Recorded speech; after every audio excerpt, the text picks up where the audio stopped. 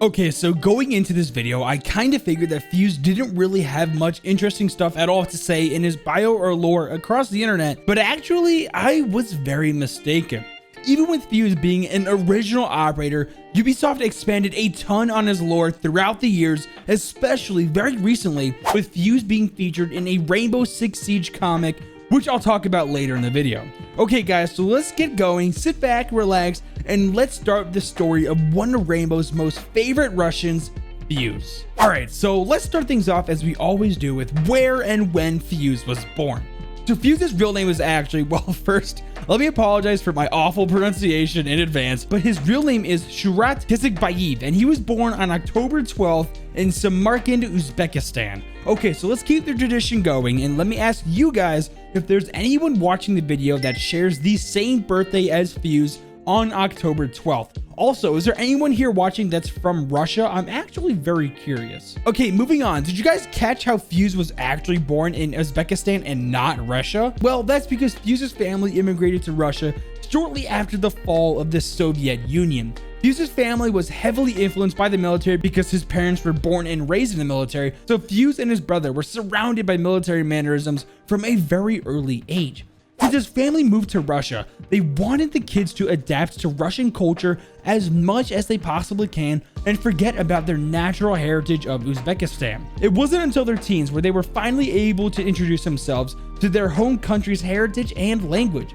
Okay, so we hardly get anything at all about Fuze's childhood in his lore, probably due to the fact he likes to remain kind of mysterious and doesn't like sharing much about his personal life really at all. Now, we'll see that topic later on in the video as well. So we're going to have to jump all the way to when he graduated school and was then allowed to join the Russian military. Fuze and his brother followed in their family's footsteps and enlisted into the Russian armed forces. One thing we do find out about Fuze's lore is that he's got such a gift of mechanical engineering, like putting stuff together, and science. The military noticed this gift really on and really started to push and train him as a mechanist for the Russian military. He was actually very, very good at all these numerous engineering projects the military threw at him.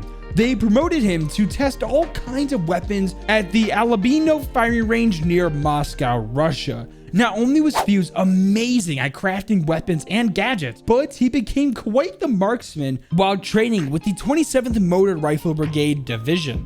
His skills were sought after by the extremely prestigious Spetsnaz, which is often regarded as one of the most advanced and highly trained military divisions in the whole world. And guess what? They wanted Fuze's ass and recruited him. One strange thing with Fuze's lore, though, is that every single one of the operations that he was on as a member of the Spetsnaz is classified. We have literally no information at all on anything he did with them. It kind of reminds me of Nook, where a lot of her life is classified or redacted as well. If you guys haven't seen my Nook lore video, I made a really good one. I'll leave that in the description below. Also, something tragic happened to Fuze's family around this same time period too for Fuze. His brother that he loved dearly went missing, never to be seen or heard from again. The details of his disappearance is, well, once again classified, and we even see Harry try to bring up this conversation later on in Fuze's life, and he completely shuts the conversation down and won't even begin to talk about it. I have a couple theories on his brother's disappearance. Either he never really disappeared and wanted to leave the Russian military, or he really is gone, but Fuze doesn't want to share any details with anyone in case his captors find out about it and then move him from his current location. Or another option is he's dead and Fuze just doesn't want anyone to know that he died. We don't get any info on it, so we're just left with theories. So I'm pretty sure that Fuze might just be the best operator on Team Rainbow to craft weapons or gadgets with literally scrap materials and with minimal tools. It says multiple times in his bio that he's just so damn good at it and earns massive respect from his recruits for it. But I'm about to tell you guys the start to Fuze's long history of, well, let's just say apparent disregard for civilian or hostages' well-being during operations. So in the year 2004, Fuze was performing an operation alongside a fellow female operative who would later meet Fuze again later in life and go by the call sign of Ying. After the operation was over, Ying furiously started an altercation with Fuze, calling him a questionable asset, when she felt like he disregarded civilian lives during the operation. It got really heated and the altercation intensified. It was finally stopped before it got really bad, as Specialist Eliza Cohen, or better known to us as Ash, now stepped in and de-escalated them before it got out of hand. So even back in 2004, word was getting around that Fuze had little regard for collateral damage. But let's fast forward to the year 2015, when Fuze got recruited into Team Rainbow. The reason he was highly sought after is, again, for his mastermind when it comes to crafting things on the fly with his engineering skills, which was deemed a critical asset for Team Rainbow.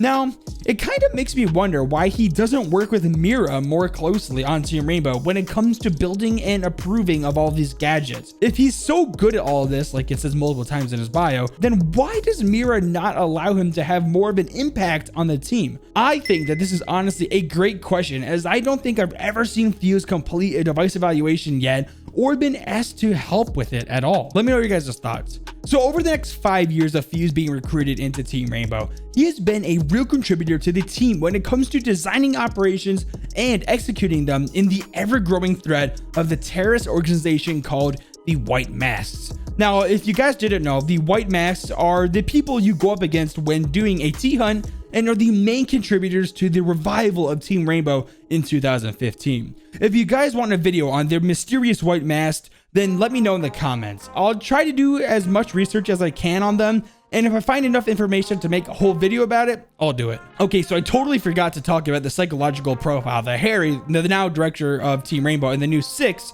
completed on Fuze. So he starts off with saying that just like many other operators on Team Rainbow have stated also, Fuze is extremely hard to talk to and get really any real conversation going. He likes to remain mysterious, so it was hard for Harry to get to know much about Fuze during the evaluation, as he doesn't really open himself up very much.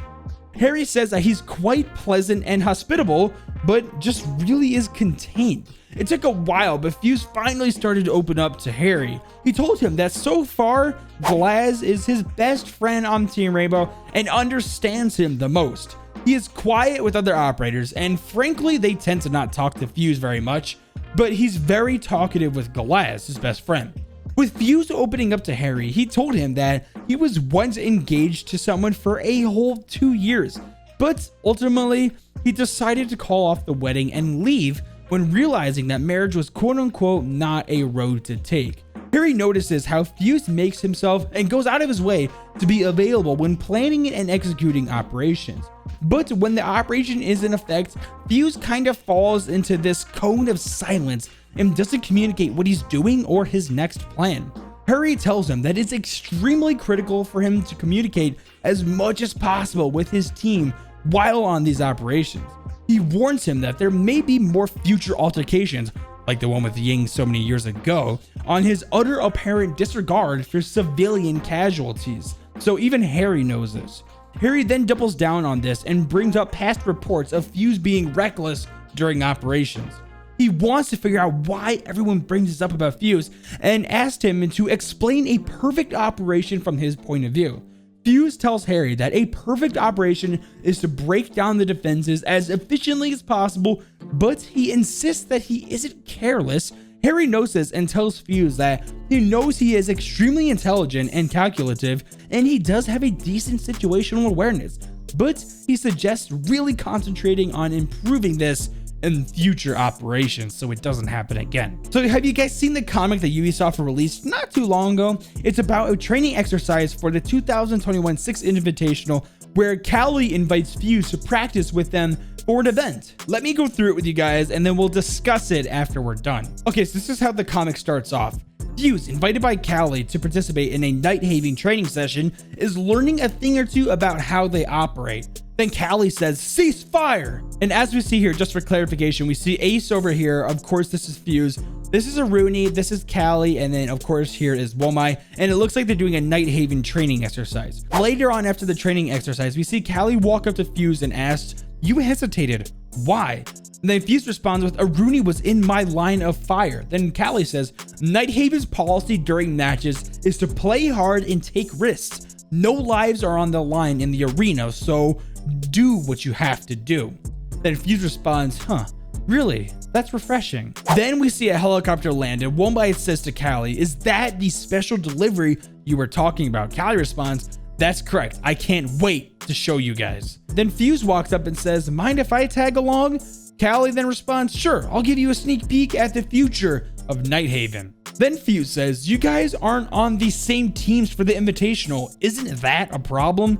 Callie responds by saying, not at all. Think of it like this. If any of my people are on a winning team, Nighthaven wins too, even if the rest of us are on the losing side. And then we see what looks like a container coming off of a Nighthaven helicopter. As they're walking into the depths of the stadium, Callie then goes on to say, each accolade earned by a Nighthaven specialist makes our organization that much more exclusive. More exclusivity means we can demand higher rates. It's all about business. Callie opens up the crate everyone's been waiting to see and says, allow me to present the Master Frame Prototype 1, rated to absorb or deflect most conventional high caliber rounds. Orbital ceramics ensure lightweight and increased tensile strength. Movement assist increases reaction time and eases muscle strain. She then says sealed against the majority of biological and chemical weapons. Now Fuze is sitting there and says to Callie, now is it rainbow compliant? And then we see Womai looks like he knows the answer. Callie sarcastically says as she's holding a headpiece to Fuze, more or less. Then we see Fuze saying, aren't you supposed to wear your uniform for the Invitational?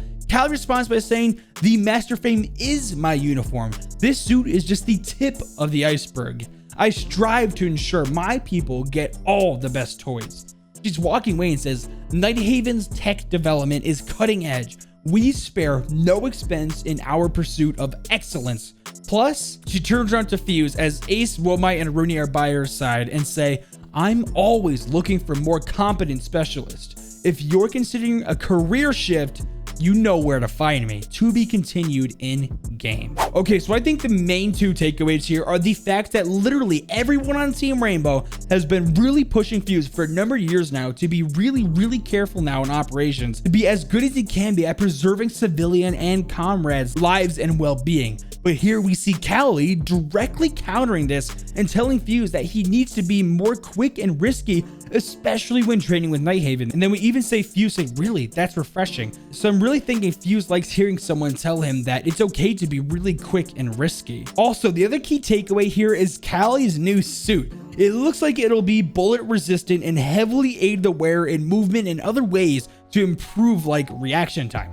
Is Callie about to cheat in the Invitational and wear this suit instead of her rainbow approved suit? At the time of the recording of this video, the Invitational cinematic hasn't released yet, so I guess we're about to find out. Also, I guess another key takeaway is that Callie is very clearly offering a position onto Nighthaven to Fuze. Now, I wonder what Fuze is going to do. Okay, so I'm going to quickly summarize the device evaluation on Fuze's cluster charge so the video doesn't get too long. The evaluation was completed by Third and he basically goes over how it works, like how the device burrows itself into the wall and projects the live, perfectly timed explosives with a quick fuse to rain hell on the other side of the wall. He explains how it just unleashes total devastation on the other side, while keeping the operator using it relatively safe on their side. He then says that he is worried about it because these grenades don't pick and choose who they want to blow up. They don't discriminate. They will kill or maim any living thing on the other side of that wall. Well, I mean, I guess like a hostage, right? Thermite ends the evaluation by saying, this gadget is a beast, and that's something coming from me. Well, I hope you guys enjoyed my Fuze lore video. I took a lot of time with this one, so if you enjoyed it, then it would mean so much to me if you liked the video and let me know how I did in the comments below. If you want to see more operator lore videos just like this one, then make sure to leave a like and subscribe to notifications if you're new. Now, with all that being said, Jippy!